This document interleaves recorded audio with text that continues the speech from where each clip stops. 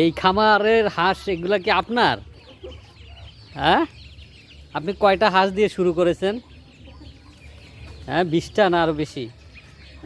এখানে আছে 14, 15, 16, 17টা।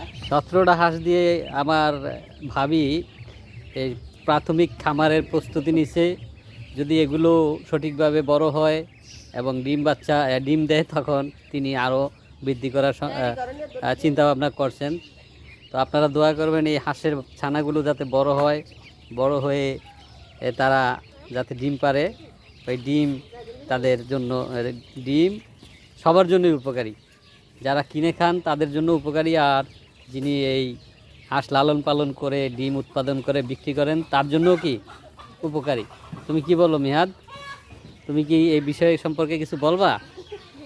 হ্যাঁ, হাসলে হবে না তো, বলতে হবে, আমাদের মনের কথা তুলে ধরতে হবে সবার মাঝে। হ্যাঁ, আমাদের এই হাঁস শুধু যে এই খাবার কি কৃত্রিম খাবার খাওয়ায় তা না, এটা ন্যাচারাল খাবারও তারা খায়।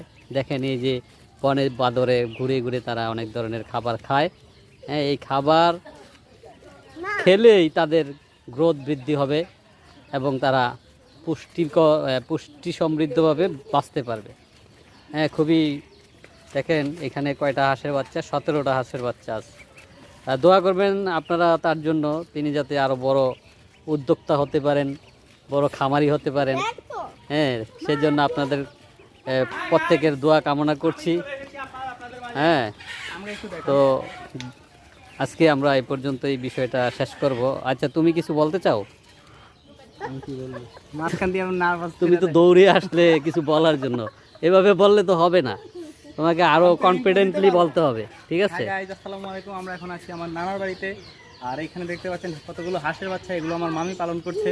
দেখেন কি সুন্দর হাঁসের বাচ্চাগুলো এখানে দেখতে পাবেন। ক্যামেরা একটু ঘুরা, এই যে ওনার মামি এই হাঁসের খামারি, উনি খুবই যত্ন সহকারে হাঁসগুলো লালন পালন করতেছেন যাতে কোনো ধরনের ক্ষয়ক্ষতি না হয়, সেই দিকে খুবই সচেতন। ছোট বাচ্চারা সহ এই তাদেরকে ধরার জন্য দৌড়ঝাঁপ করে। এখন সন্ধ্যা হয়ে গেছে, তারা এখন তার বাসস্থানে চলে যাবে। বাহ, ওই যে দৌড়ে পালাচ্ছে, ধরেন ধরেন ধরেন ধরেন।